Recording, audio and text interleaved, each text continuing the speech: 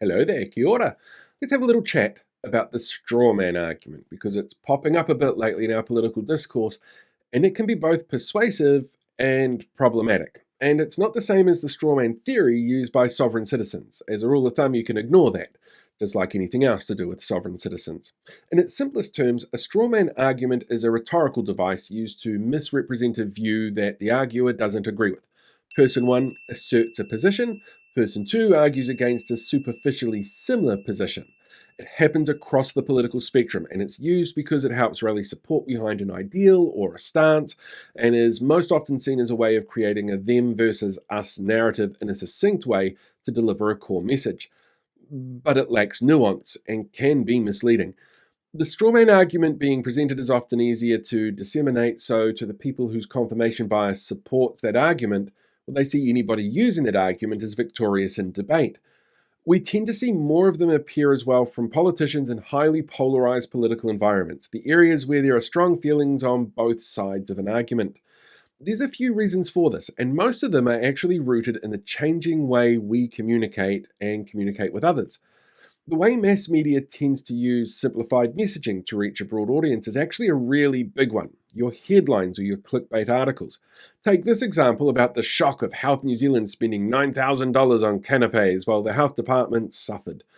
In reality, it was $9,000 for 300 guests over 3 days.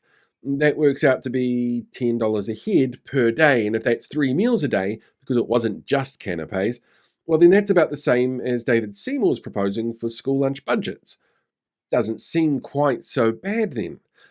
Ideological polarization is another when it's used as a tool to discredit opposing views. The growth of social media echo chambers and partisan media often see strawman arguments gain prominence within these environments. Like this one here from Hamilton City Councillor Jeff Taylor. The topic he's commenting on is a threat from ACT aimed at funding body Creative NZ because they gave poet Tusiata Avia a prize with $25,000.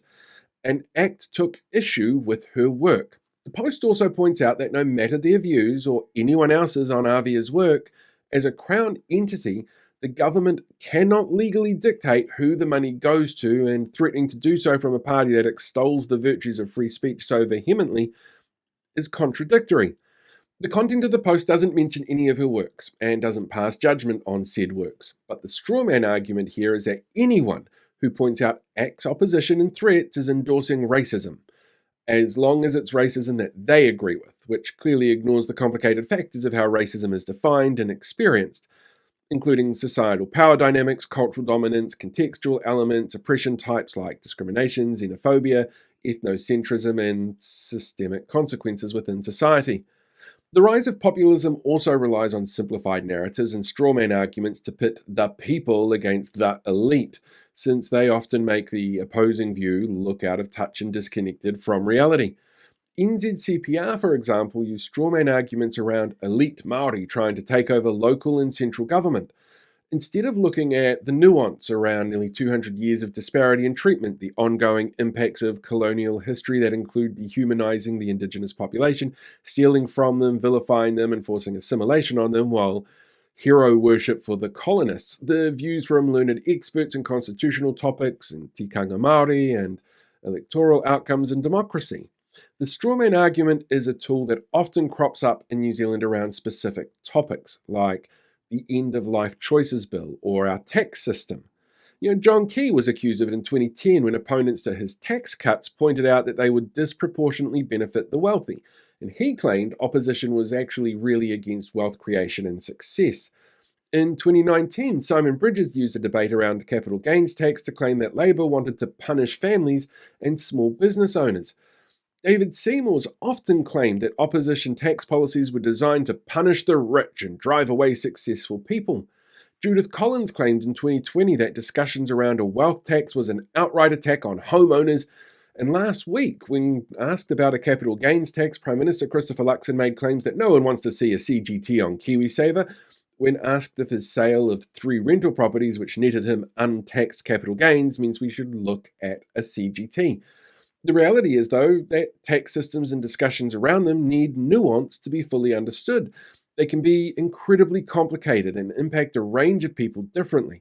And there are no political parties out there trying to punish success.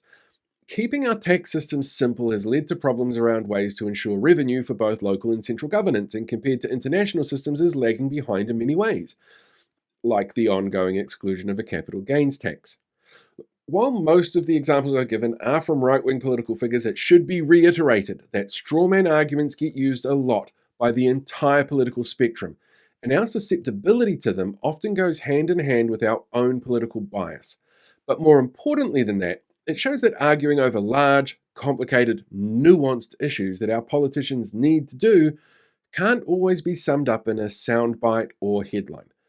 But it's also that clear communication is a skill our political leaders need to highlight issues, that we as a public should be aware of the bigger picture and nuance to make sure strawman fallacies don't replace actual political discourse.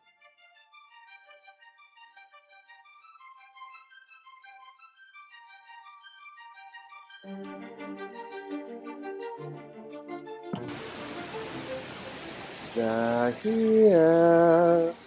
The links to other things that come at the end of YouTube videos. Those ones there, here.